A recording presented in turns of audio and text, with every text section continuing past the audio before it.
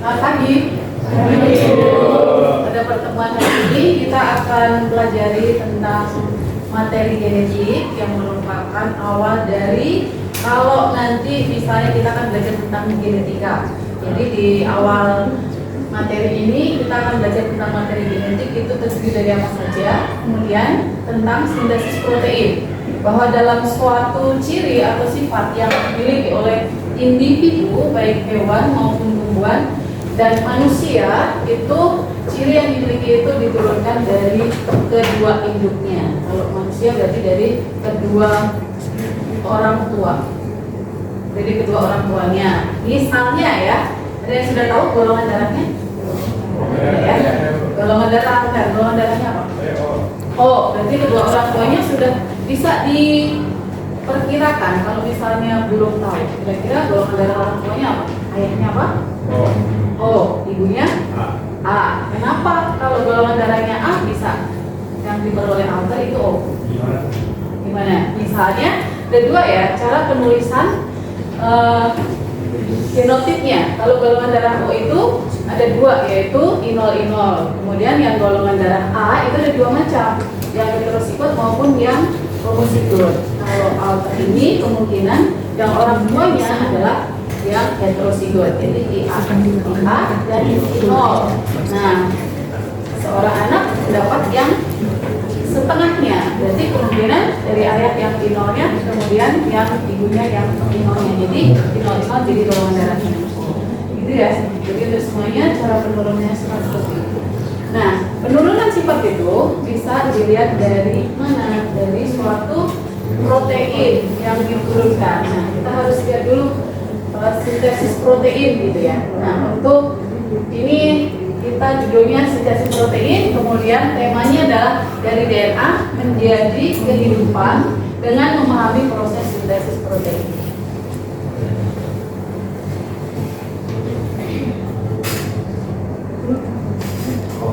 Nah, tujuan pembelajaran kita adalah satu, memahami alur DNA,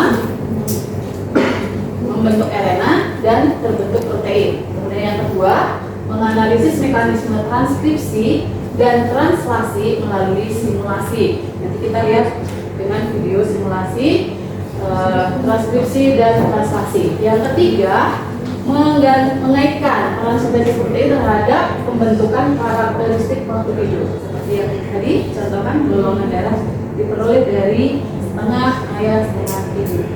Yang keempat, mengembangkan keterampilan kolaborasi, berpikir kritis dan komunikasi melalui diskusi dan presentasi kelompok. Jadi nanti kita dibagi menjadi 8 kelompok untuk latihan mengerjakan soalnya.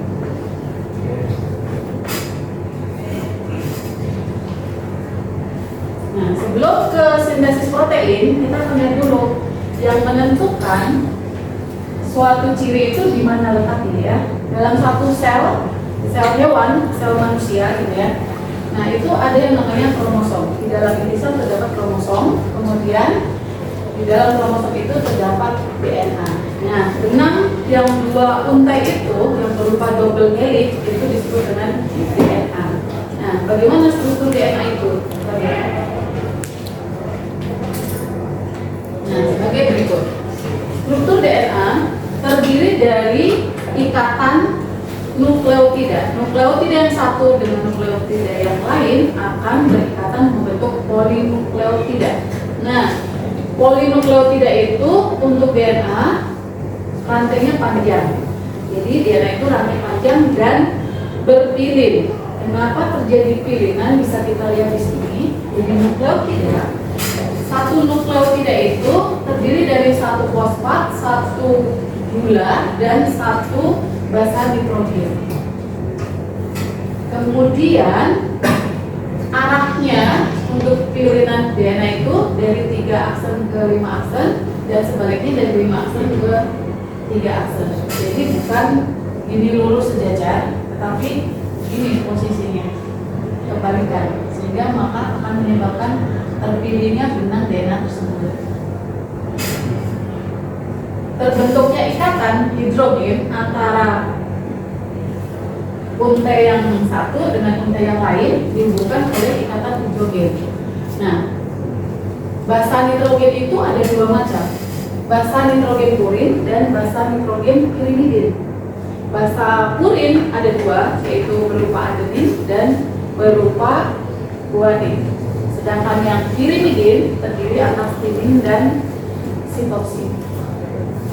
Nah, ikatannya bukan sesama purin atau sesama pirimidin, tetapi basa nitrogen itu terjadi ikatannya antara basa purin dengan pirimidin.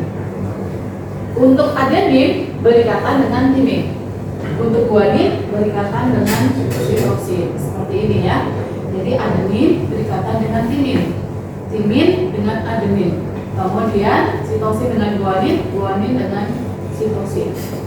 Gitu.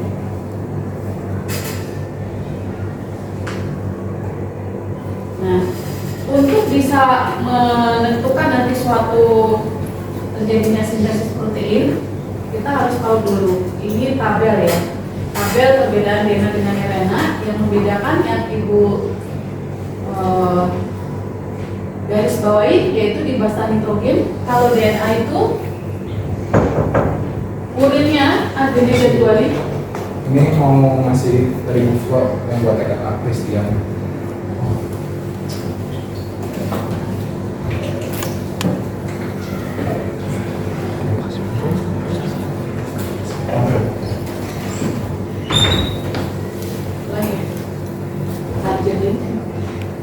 Pada DNA itu hanya satu macam, sedangkan RNA ada 3 macam. Nah, yang membedakan DNA dengan RNA salah satunya adalah basa nitrogen penyusunnya ya. Basa nitrogen pada DNA itu adenin, guanin, kemudian timin dan sitosin. Sedangkan di RNA itu basa pirimidinnya berupa urasil dan sitosin. Seperti itu. Apakah sudah bisa dipahami sampai sini?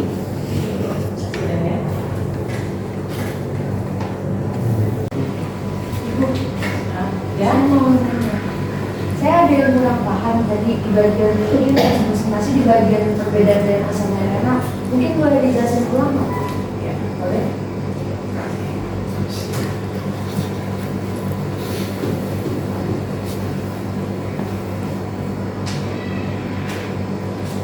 Yang ini? Iya betul. Baik. Perbedaan DNA dengan RNA. Ada beberapa yang menjadi dasar atau kriteria untuk membedakan struktur DNA dengan RNA ya. Yang pertama itu letak, bahwa DNA itu letaknya ada di nukleus. Kalau RNA letaknya ada yang di nukleus, ada yang di sitoplasma. RNA yang ada di nukleus adalah mRNA.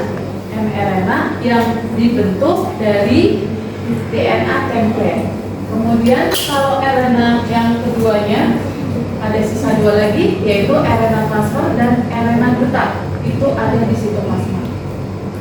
Kemudian struktur. Nah, struktur dari DNA itu panjang atau pendek? Untuk DNA kita perhatikan di sini.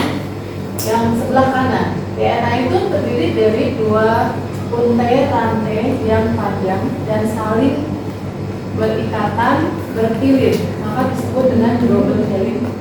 Sedangkan RNA itu rantainya hanya satu utas dan pendek.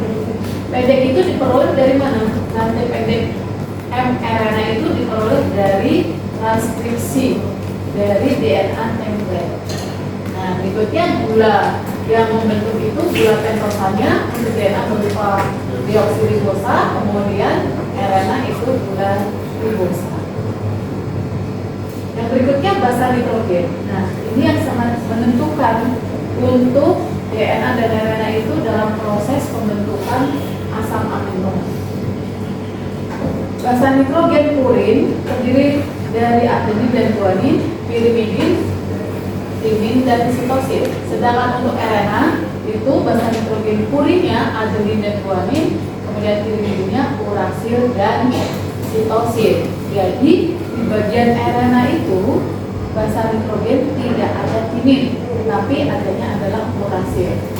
Nah, untuk pasangan basa nitrogen pada DNA, maka basa purin akan berikatan dengan basa pirimidin, yaitu adenin dengan timin, kemudian guanin dengan sitosin atau sebaliknya.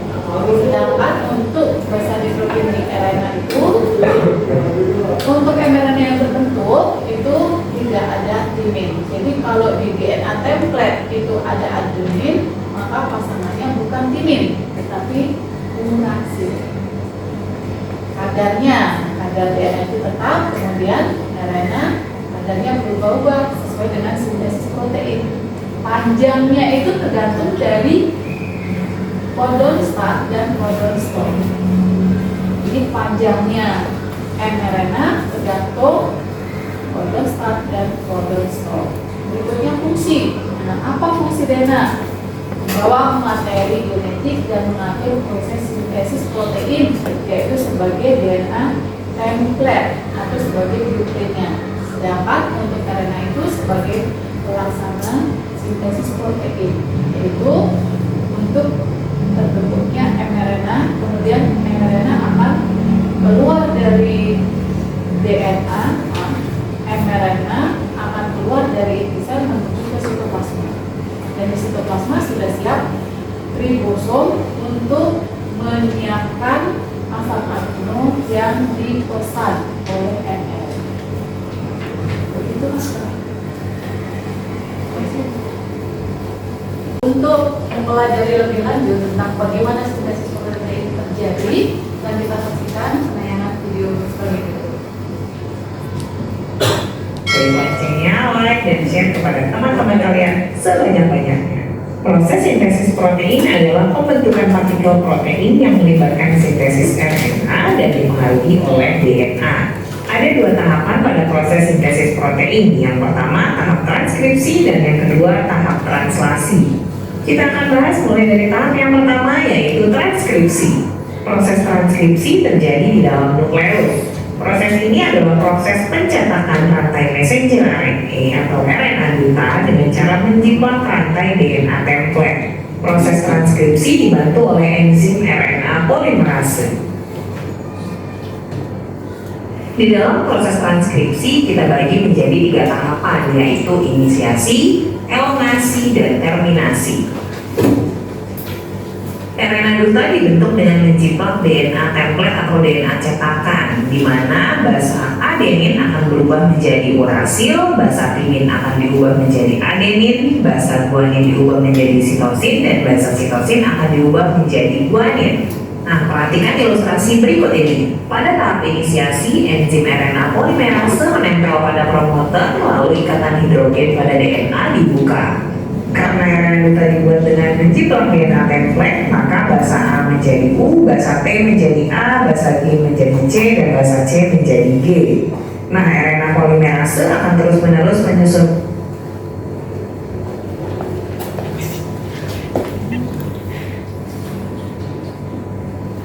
tidak sesuai dengan pasangan basa nitrogennya, sehingga terbentuk rantai RNA duta.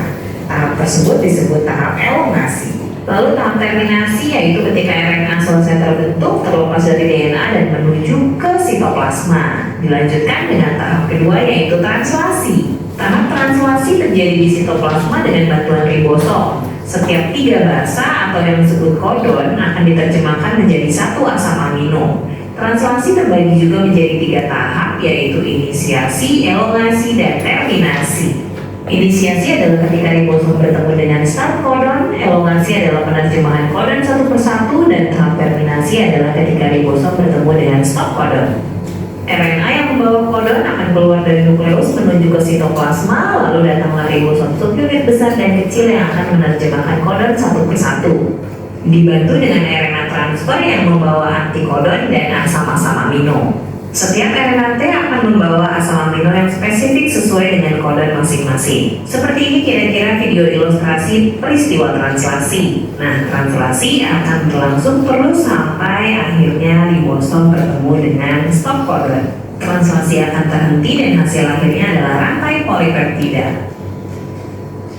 Nah, setelah menyimak proses sintesis protein, mari kita coba selesaikan contoh soal berikut ini. Suatu rantai DNA template memiliki urutan basa nukleotida berikut ini: AGG, TCA, GCT, dan TAG. Maka tentukanlah rantai komplemennya, kodonnya, antikodonnya, dan urutan asam aminonya. Kita mulai yang pertama, yaitu mencari rantai komplemen atau DNA anti-template. Nah, untuk mencari rantai komplemen DNA, bahasa A menjadi T, T menjadi A, G menjadi C, dan C menjadi G. Sehingga rantai komplemennya adalah TCC, AGT, CGA, dan ATC. Berikutnya untuk mencari kodon, kodon dijiplak dari rantai DNA template. Jadi bahasa A menjadi U, T menjadi A, G menjadi C, dan C menjadi G. Sehingga urutan kodonnya UCC, AGU, CGA, dan AUC. Nah, jika kita perhatikan urutan bahasa kodon sama dengan DNA anti-template, hanya perbedaannya bahasa T berubah menjadi bahasa U. Selanjutnya untuk menentukan rantai antikodon atau RNAT, bisa langsung kita antikan dari rantai kodon.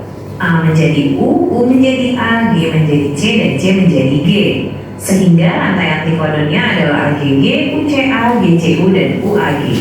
Nah, jika kita perhatikan rantai template sama dengan antikodon, hanya T berubah menjadi U. Nah, selanjutnya untuk menentukan urutan asam aminonya, kita terjemahkan kodonnya dengan menggunakan tabel kodon asam amino berikut ini.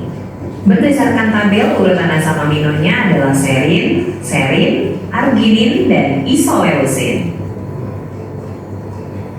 Oke adik-adik, materi mengenai sintesis protein sudah selesai kita bahas. Mudah-mudahan bermanfaat dan membantu proses pembelajaran kalian. Jangan lupa untuk terus belajar bersama Sigma Smart Study, karena belajar bisa dari mana aja.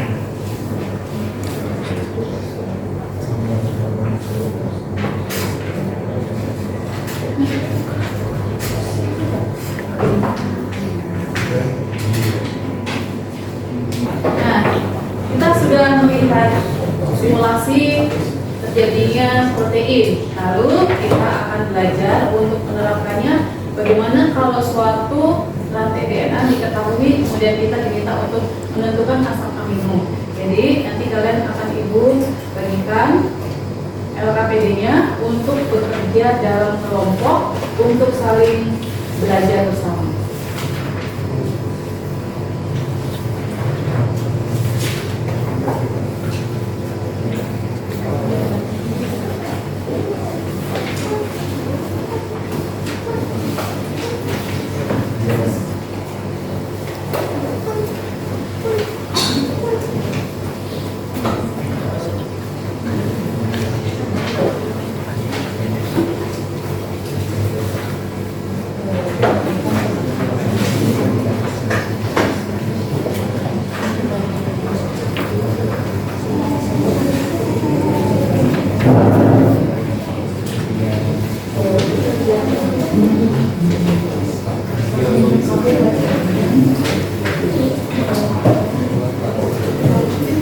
Jadi di masing-masing kelompok sudah ada LKPD dan soalnya. Soalnya itu diketahui DNA template. Terus yang diminta adalah mRNA yang dihasilkan dan asam amino yang dihasilkan. Jadi tugas kalian tentukan dulu mRNA-nya, kemudian tentukan asam amino yang terbentuk. Nah, ada beberapa pasangannya. Jadi kita mau bermain puzzle ceritanya ya. Ada 4 yang ada puzzle-nya.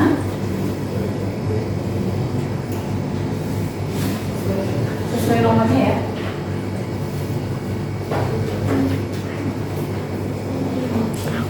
Kerjakan sesuai dengan nomornya. Silakan dibuka. Potongan puzzle-nya dibuka, kemudian nanti ditempelkan di soal. Potongan kertasnya dibuka, kemudian pasangkan dengan DNA template yang ada di sini. Dibuka dulu. Buka dulu. Kemudian, nah caranya berarti kalian harus menentukan dulu anti komplemen. Boleh ditulis pakai pensil di bawahnya ya. Ini yang ditulisan biru itu adalah DNA template-nya. Kemudian kalian tentukan dulu anti template-nya di bagian bawah yang biru. Kemudian kalau sudah anti template, baru tentukan mRNA-nya. Kalau mRNA-nya sudah diketahui, kemudian dipasangkan amino yang terbentuknya apa? Silakan ditulis asam amino yang terbentuk ya.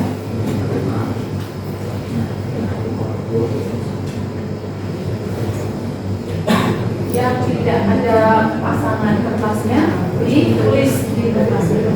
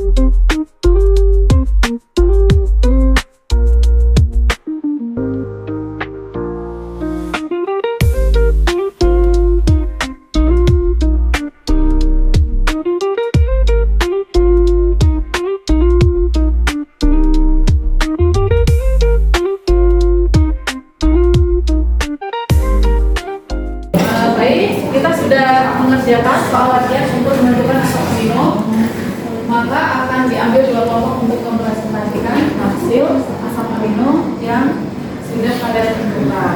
Kelompok 6 boleh maju ke depan berdua.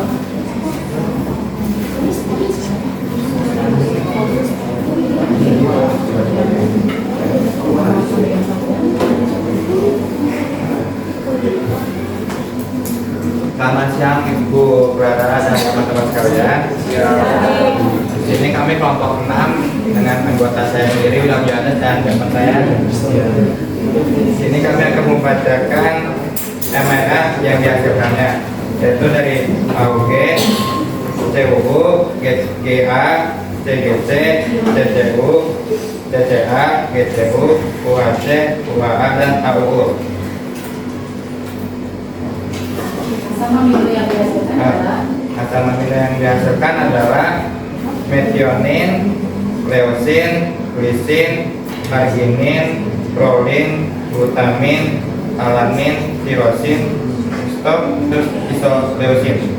oke. Ibu mau bertanya boleh ya? Kodon stopnya apa? Kodon stopnya itu UA. UAA, asam amino yang terbentuknya Isoleusin. AU.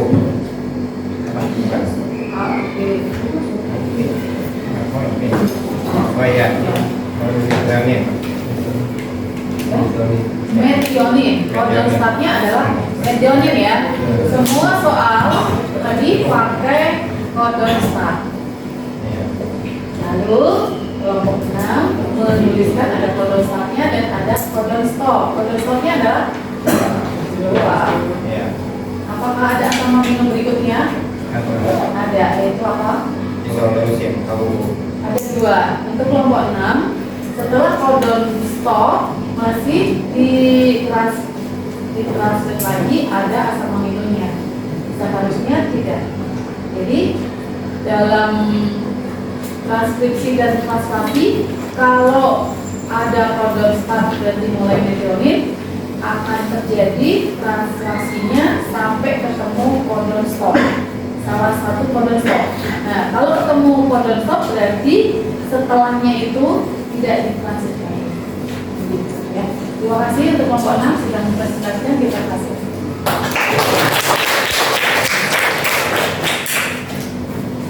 Nah, ada kelompok satu lagi yang mau maju dengan sukarela. Oh, ada.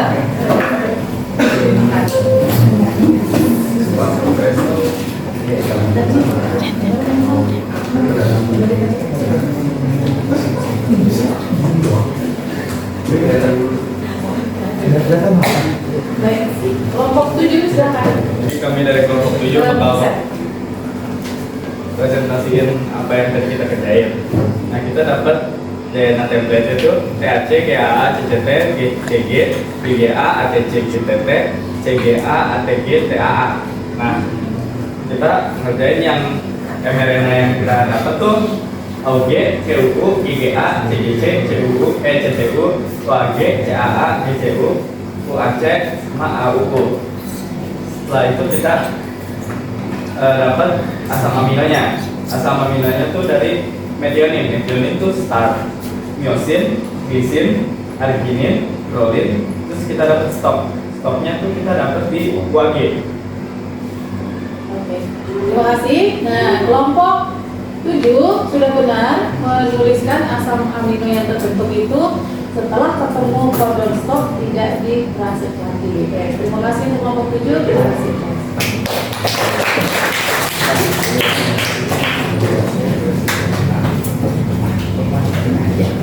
Oke, untuk presentasi satu lagi dari kelompok Asela.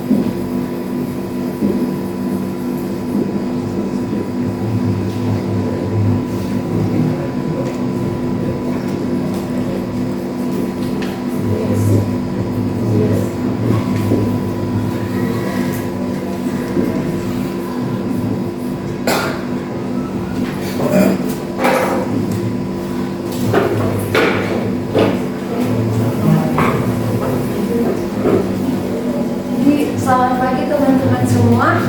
Pagi. Jadi ini adalah hasil dari diskusi kelompok saya. Tadi saya bersama Tobi, ada Valen, sama Safira. Nah, pertama ini diketahui dan asal kami adalah TAC, GAA, CCT, GCG, GGA, GTT, ATT, CGA, ATG, dan TAA. Nah, jadi pertama tadi kami sempat bingung di awal gimana cara ngerjain ini sih. Nah, ternyata dari awal pas ketika di DNA template ini nggak boleh langsung diubah ke mRNA, tapi kita cari dulu anti template-nya dari DNA template ini.